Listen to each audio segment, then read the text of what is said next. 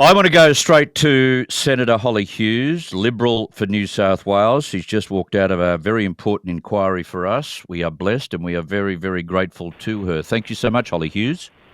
Good afternoon, Chris. How about we raise the issue of Kathleen Folbigg? There are so many angles to this. I don't know which angle you prefer to speak about, but there's the angle of compensation. There's the angle of taking so long to get justice in this case when more than a decade ago, all the experts were lined up at that stage ready to tell a court, an inquiry, anyone who would listen, the other details related to, genes that could be shared between two children that may have acquitted her, but no one wanted to listen 10 years ago. And now she's out. And you've got to say, justice is an absolute wretch. Well, I'm sure, like many of your listeners, like to download a couple of podcasts, doing sort of long drives, and one of the ones I actually listened to was one that was done around Kathleen. Hollie, you were talking about a podcast you once heard about the case involving Kathleen Folbigg. Yeah, I apologise if I'm somewhere that's not as quiet now. I've just ducked out of the inquiry room where I ducked into a separate meeting room, and that's where I think the phone service was ordinary. So bear with me. I apologise for this. No problem. But yeah, I had listened to the Folbigg Inquiry, and there was an expert over in the UK who had made sort of a declaration that one child death was a tragedy, two was suspicious, three was murder. And of course, when it came to Kathleen Folbigg's case with 4 unfortunate deaths of children, it was just automatically assumed that this sort of rule was being applied. It was incredibly interesting to listen to the experts talk about the genetic mutations. And as a mother myself, it was just almost incomprehensible to think that someone would put themselves through series of pregnancies and births, and those children were all different ages when they died. And we know that one of the little boys actually had a seizure whilst he was being babysat by somebody else who had to resuscitate him. So I think this was a miscarriage of justice. I, don't know any more than that, but it always seemed very sad to me, as well as listening to some of this information, that it became more and more improbable that she had committed these heinous acts. And so I personally am very pleased to see what's happened, and I hope she does get full vindication through some process, whether that's the courts or the parliament. Gee, I tell you what, the process of trying to get acquitted of all of these convictions, you wouldn't hold any hope that it's going to happen within the next 10 years, would you? Because it's been so slow in her case.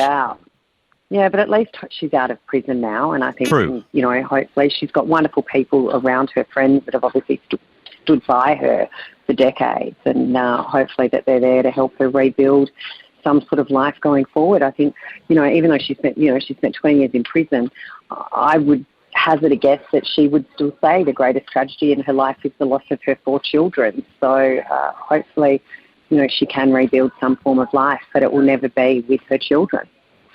Yeah. I received an email earlier today saying, who's this Tom Bathurst? Who is he? How does he know to judge these things properly? Can I just tell people who don't know?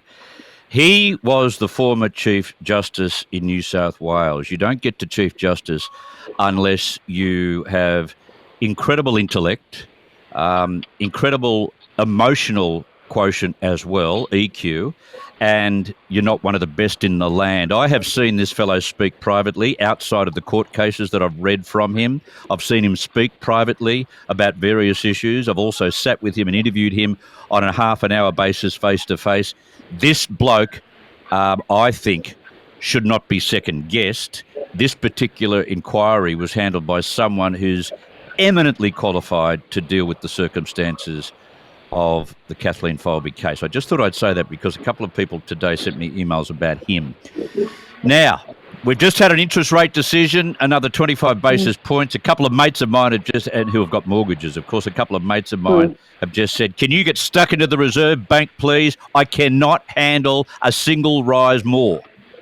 Well, I've got mortgages, and I can tell you we are feeling the pinch, as are a lot of Australian families, and it's going to mean that we're going to make a lot of different decisions going forward.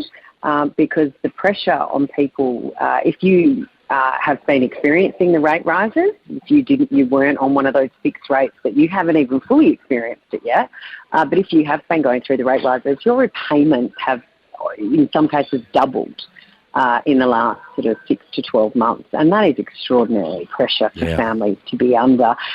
We are, I think, on a very, very dangerous economic precipice at the moment. This Labor government has put $185 billion of additional spending into their budget that they said would somehow or other reduce inflation. Clearly they were asleep in Economics 101 and missed that. But, they have put increased inflationary pressure onto the economy, and what was no surprise to anyone, inflation has continued to rise. Inflation is only going to continue to rise now if you look at the decision made by the Fair Work Commission, which is going to put increased pressures not only on businesses paying those wages, but the entire supply chain. So there is no way that wage rise will not be seen as inflationary.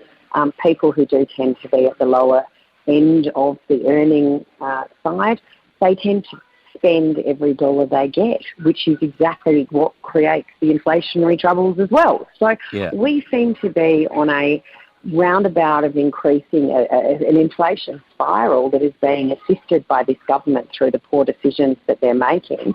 And the fact that the RBA has this monetary policy lever, that's sort of one of the only levers they can pull. And I am very concerned for a number of families who I think this is going to push them potentially into a distressed sale.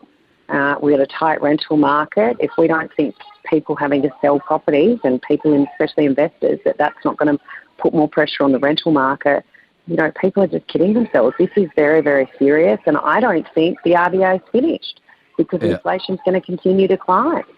And listeners, if you hear politicians tell you that, the minimum wage rising by 5% isn't going to put any pressure on inflation, including you listening to the Federal Treasurer say the same garbage, they are dunderheads. They are all dunderheads, or they're lying, one or the other, and it's just not on. That's the way it works. The minimum wage increase for most small businesses, when you also consider the superannuation impacts, compulsory superannuation payments, will be around a 10% increase in cost. So that's going to do a couple of things. It's either going to mean the business keeps itself open for less hours because they can't afford the staff, or they are going to employ less staff. So this is the thing about an economy. It does have to be finely balanced. And it just seems that this Labor government is pulling every lever it can to put more and more inflation into the system, which is just going to see the whole economy potentially tip into a recession. It's really scary stuff, Chris. And it is. Where are the projects? That. Where are the projects, where are the policies, where are the programs designed to push down inflation? Because if you leave it to the RBA, only about 35 to 40% of Australians are hit here. They carry the load. They're the mortgage holders of Australia. Why can't everyone have the load? Share the wear. Inflation is the load. Yeah, but inflation is the load that everybody pays. And this is the thing, inflation hits everybody. Inflation is every Australian is going to be paying more across the board. So inflation is the load for everybody. But when you get the increase in interest rate rises, it's not only the mortgage holders. This is going to put up interest rates for all small business and medium business loans. It's going to put across interest rates across the economy.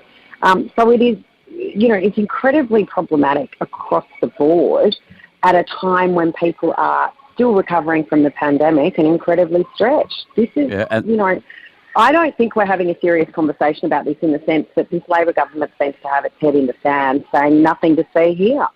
Yeah. Instead of being focused on the voice, like the NAB said today, and this was one of the front page headlines in the Australian newspapers, NAB warns the RBA don't kill the economy. Well, they just have. Well, we've got a Prime Minister who doesn't talk about the economy.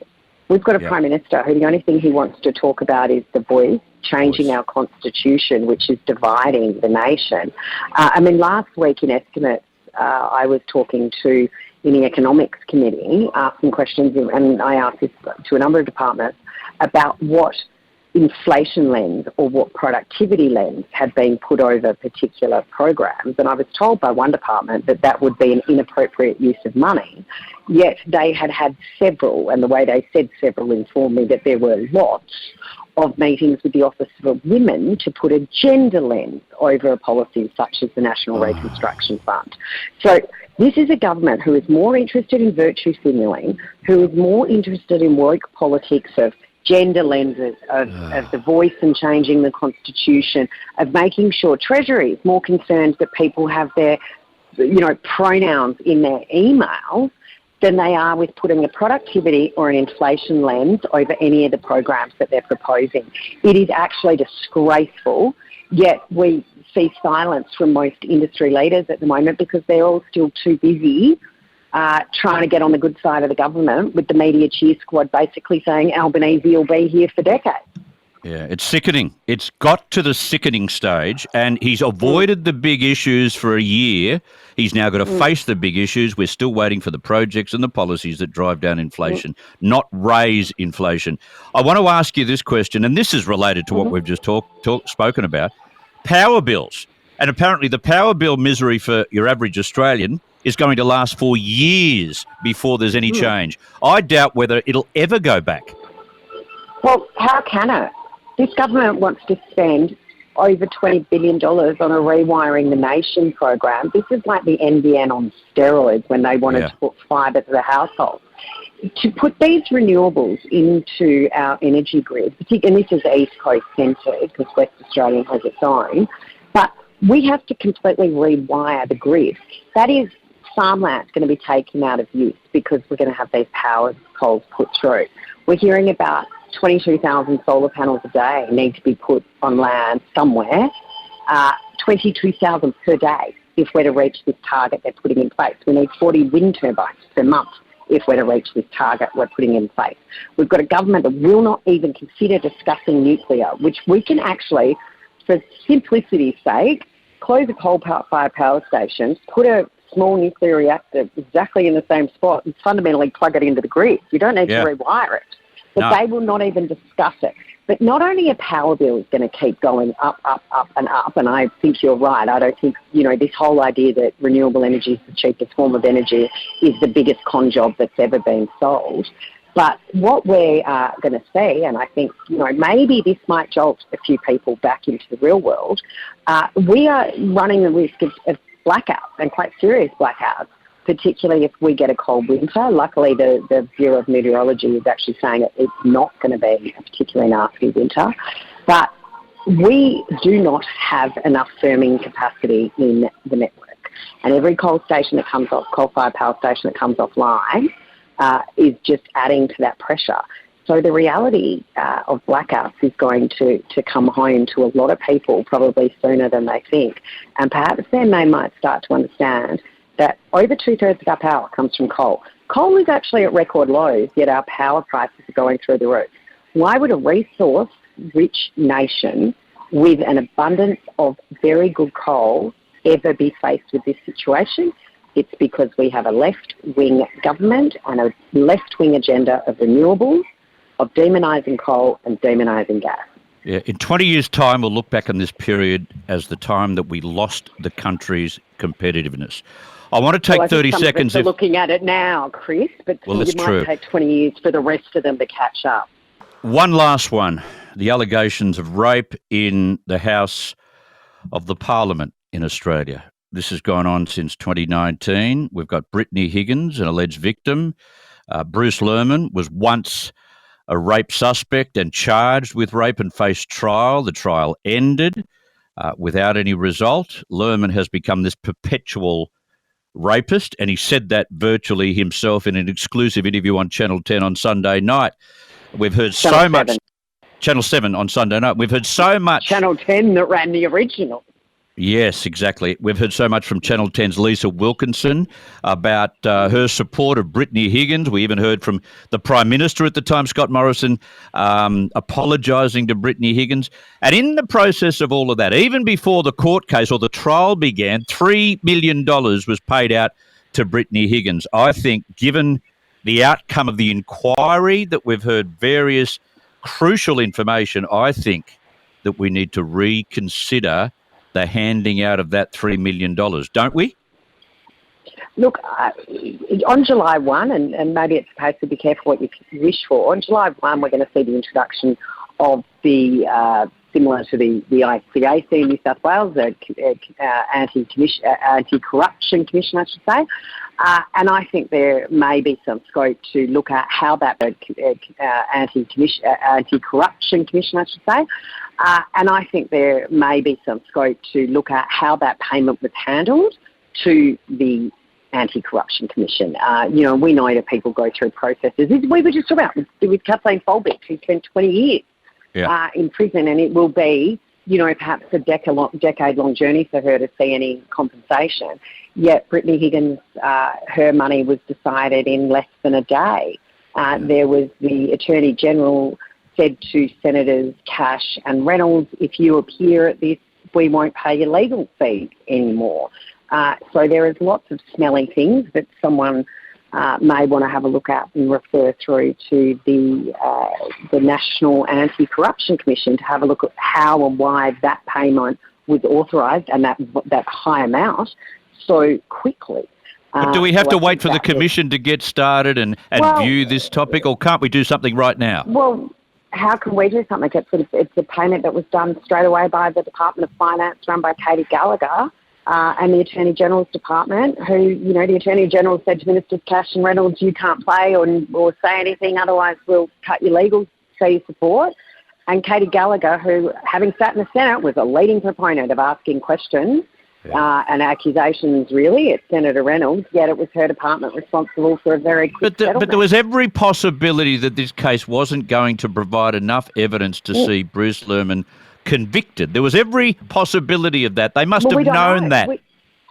We don't know, and we saw the behaviour of the DPP and ACT, which has led to him having to stand aside, which was questionable at best, unprofessional, and bordered on very, very inappropriate conduct in what he decided not to share with the defence, what he decided he thought was admissible or not, what he did around his support of the complainant, whereas his role is not to support the complainant. His role is to see that justice is delivered, and I don't think there was any intent to see Bruce Lerman get a fair trial. There was absolutely no way, with the impost of the media, and as you rightly pointed out, apologies given to Ms Higgins before it had been before court, that she was put up on a podium with someone like Grace Tame, whose abuser had been convicted and jailed, versus Brittany Higgins, who had made an unsubstantiated claim, yet here they were on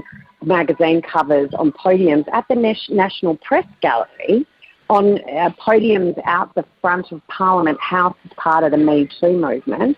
I mean, I don't know if your listeners are getting this. I'm not a big fan of that. As a woman, I found the whole thing just a little bit distasteful and kind of missing the point.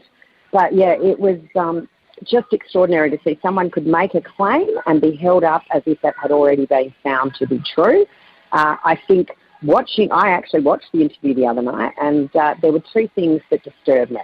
The first one was the prep that Lisa Wilkinson was doing with Brittany Higgins and the discussion with her boyfriend and producer over 5 hours of drinks and dining. And the words, I don't want to put words in your mouth, and then listen to the interview, and it was almost word for word. But also we heard that Brittany Higgins was stumbling, couldn't walk unassisted, that she was so drunk she passed out on the couch. Well, I saw her walk down that corridor. I saw her run down. I saw her jog. On that, that didn't look to me as if she was walking, with the aid of someone else. So I think that changes the interpretation of what may have gone on. Yeah. Well, I think there's a lot of questions that still remain unanswered. I think there's two people in the world that truly know what happened here, and both of them are still at odds with what that is. But, the fact that one's being held up as a hero and one's being absolutely vilified is not the way our justice system is supposed to work. Very true. And I think I'll let you get back. Our justice system. Yeah, it does. It does. People in places that shouldn't be in those places and roles. Thank you so much for your time, Hollie Hughes. See you, Smithy. Have a good week.